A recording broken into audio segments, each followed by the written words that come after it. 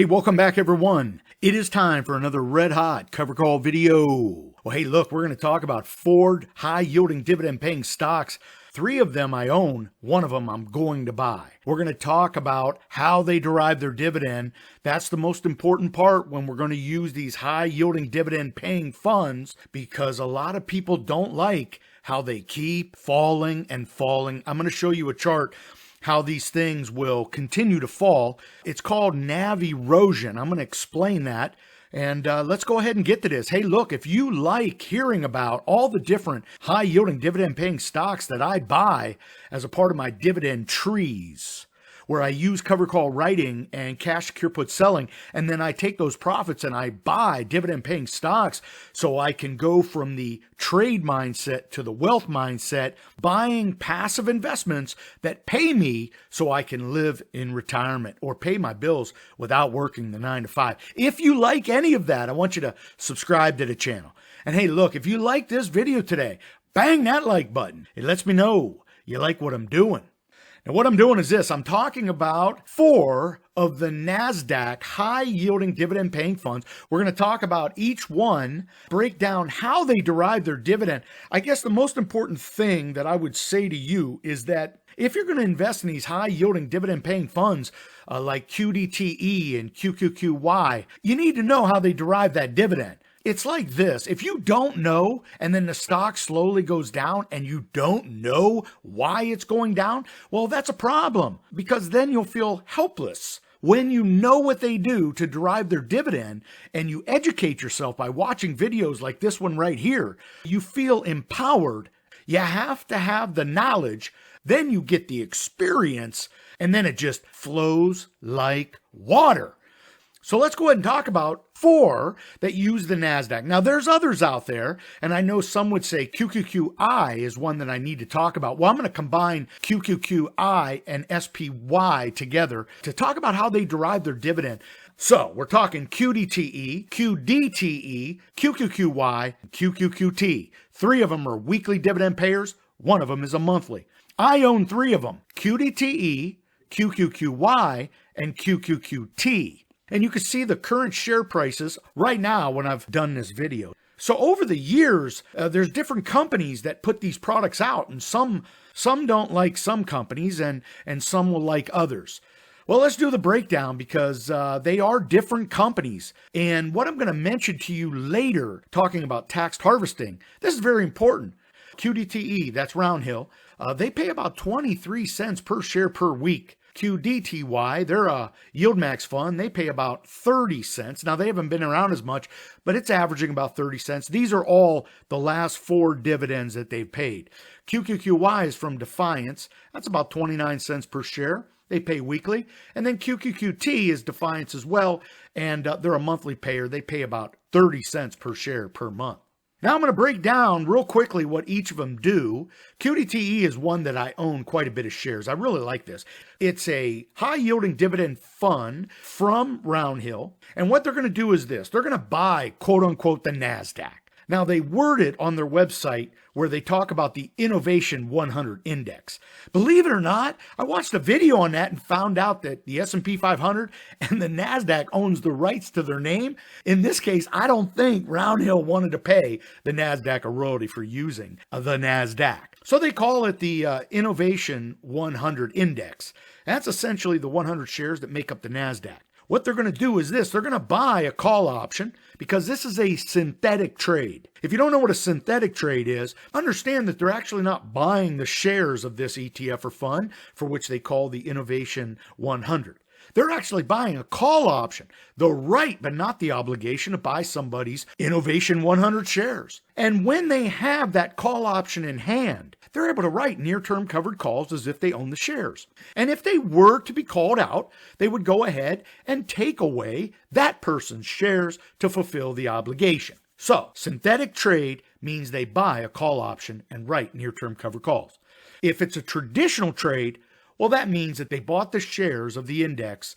They, of course, will reap all the benefits of that. If there's a dividend, well, they will get it, whereas a synthetic trade, they will not get it. QDTE will do daily covered calls on the NASDAQ. And what they'll do is they'll write out of the money strikes. So say, for example, the NASDAQ's trading for 100. They will write a 102 covered call, meaning if the NASDAQ goes a little bit higher and it goes to 102, that is the trade. Somebody will take their shares at 102.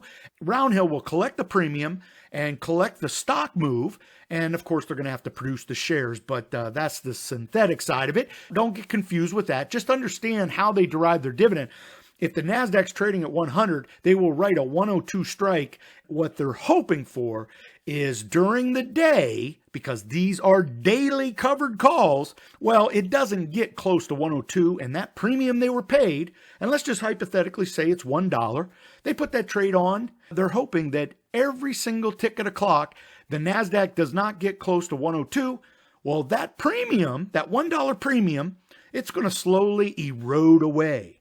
And ultimately, they can buy it back, and they buy it back for less because the likelihood of it going to 102 is not that likely. And then they've made some money. That's the money they make. Now they'll put on a trade for the next day. And it's a daily out-of-the-money covered call, and they pay weekly. Love QDTE because they pay about 87 cents for their last 4 distributions. They've been on average of about $1.05, and I definitely like that. I own a lot of shares of that. QDTY basically does the same thing. They're a synthetic call strategy as well. And basically, that's what they do. You can see it right there. They sell out of the money, 0 days to expiration call options on a synthetic trade, on a call option they bought. So you can see that they have paid $1.13. So their group of people, they're a bit more aggressive with their strike prices, might even be tighter to the money, right? And out of the money strike, the further out of the money, remember in our example, it's 100 is where the NASDAQ's trading. The further out of the money, the less the premium. So imagine, say Roundhill picks the 102 strike and makes $1. Well, in the case of QDTY, the YieldMax group might be doing the 101 strike and getting $1.50. You can see that different strikes produce different near-term cover call premium, which means you could have different results weekly. Now, QQQY, it's to the right here, QQQY uses a synthetic trade as well. And it's going to use the NASDAQ 100. It actually says it's going to use the NASDAQ 100, so I'm guessing they're paying that royalty. Again, I saw that on YouTube. I just thought that was funny. So what they're going to do is they too are going to sell options. Now, QQQY does something a little different. I've highlighted it here because you may miss this. Everybody thinks these things are covered call high-yielding dividend funds, but let's take a look at QQQY. I wanted to highlight that they use the NASDAQ as well, but what they're going to do is write in the money put options. You know, everybody thinks these are covered call selling high-yielding dividend funds, but QQQY uses the strategy of selling in the money put. So let's bring in what the definition of an in-the-money put is. In this example, I asked ChatGPT, tell me about an in-the-money put if the NASDAQ's trading at 100. So at 100, if I were to sell the 101 put option, that would be considered in the money. If I were to sell the 99 put option, that would be considered out of the money. So the takeaway from this is when they sell in the money puts, the NASDAQ has to move above 101 to have their shares taken away, right? Because if I'm the put buyer, I'm buying the 101 strike that they are selling me. Well, if the NASDAQ's trading at 100, the NASDAQ has to move up to 101 penny before I get assigned the NASDAQ shares at 101. They are playing a different game here because if the NASDAQ goes lower, you know, you really have to sit back, understand the strategy. So this is an interesting one. I do own QQQY. I believe they know what they're doing. But I just want you to notice that, okay? And do your due diligence. And again, this is an options trading fund. So over the past 4 weeks, they paid $1.09 with this strategy. They pay a lot of money per share per week. Now, by the way, that is daily and they pay weekly. Now, QQQT is different. It's a monthly payer and it's more of a traditional covered call using a call option on the top side of the trade. So they have what they call a covered call spread. Now, they only pay once a month and they recently paid 29 cents. Now, this is a nice trading fund. right now I think it's trading for about 16 or 17 bucks, so you can accumulate a lot of shares. And it pays a decent amount. I used to invest in CHI and CHY, and they would pay anywhere from 9 to 11 cents. Well, if you buy QQQT, you're tripling that, and I actually like it. So I own it, and my kids own it in their IRAs as well. Now, what is a covered call spread? So what they do is they buy the index they're trading. That would be the NASDAQ. They're going to write a at the money or near-term covered call. You can see it right there. And what they do is they buy a out of the money call option. So say we're talking the NASDAQ at 100. They write the 101 strike and the NASDAQ goes up to 105. Well, that near-term covered call that they're generating income from, that trade closes because they have to give their shares at 101. Now, they'll probably buy the NASDAQ back and then write another covered call. But that call option that they bought at 100, now they've made that appreciation because the NASDAQ is trading for 105. That's how when you write a covered call, if you really want to have some upside, you just buy that out of the money call option and you can collect some of the upside move. If you buy an out of the money strike, it's not going to be a 1-for-1. The delta will be smaller. So as the stock moves $5, your call option won't move $5. It'll move based off of its delta. And that is how they make money on the upside. Now, here's a quick breakdown. You can see that based on the stock price when I did the video, QDTE pays about 2.7% a month. QDTY pays 2.8%. There's QQQY knocking down 4.5%. Then the very sweet swinging QQQT, which I like for that long-term play. And to be honest with you, if you're going to use margin to buy dividend-paying funds, that's a sweet one. 1.7%, that is monthly on a $16 investment. Now, I want you to look at the screen because in the description, you have an opportunity for this. If you're interested, in the description below. There's a lot of talk on YouTube right now to use margin to buy dividend-paying ETFs. And I'll tell you what, it can be done. And in fact, I'm doing it. Right now, I have a 5-part video series where I'm documenting where I bought 2,000 shares of QDTE. I'm paying down the margin interest, and I'm also paying the tax man, and I'm collecting free and clear cash flow. We're using somebody else's money to actually make money.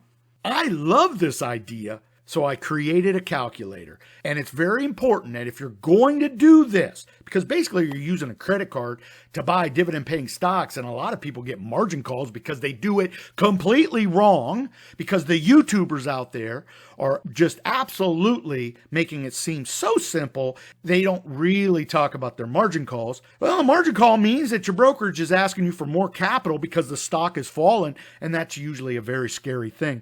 The margin calculator in the description absolutely sets you up on your very first trade so you understand the numbers. And then, of course, you could place your worst case scenario trade, which I just did on RDTE in my tax bucket account. I do videos and I post them in the phone app. You would get access to that. Now, before we get out of here, I do want to alarm you with NAV erosion. Now, this is a very common question, a very common topic. NAV erosion. You have to understand what NAV is. It's the net asset value of the fund. Has some treasuries. For the most part, they might have a synthetic trade or a call option. And they're paying a little bit. What they're doing is generating tons of cash flow. So for the most part, their NAV equals cash. So they don't own the funds. They just own these call options that expire. Net asset value is a big deal for any dividend-paying fund or closed-end fund that pays a dividend. Well, in the case of these high-yielding dividend funds, if your NAV is mostly made up of cash and you're distributing those large dividends to your investors, well, here's the deal. What happens is, when they pay that large dividend, the stock price will reflect that. Say, for example, you have a $20 dividend-paying fund, and they pay $1. Well, they're going to pay that $1, and now you have a $19 dividend-paying fund, $1 in cash. Now, you went ahead and spent that cash because you're living a good life in retirement. Well, your investment is now trading for $19. If it does not rally above $20 before the next dividend, we have NAV erosion. because it did not make up the dividend before it distributed the $1 again. So let's say it moves from 20 to 19 back to 1950 and they distribute another $1. You have that dollar in your account and now it just becomes a return of capital trade because you spend that $1.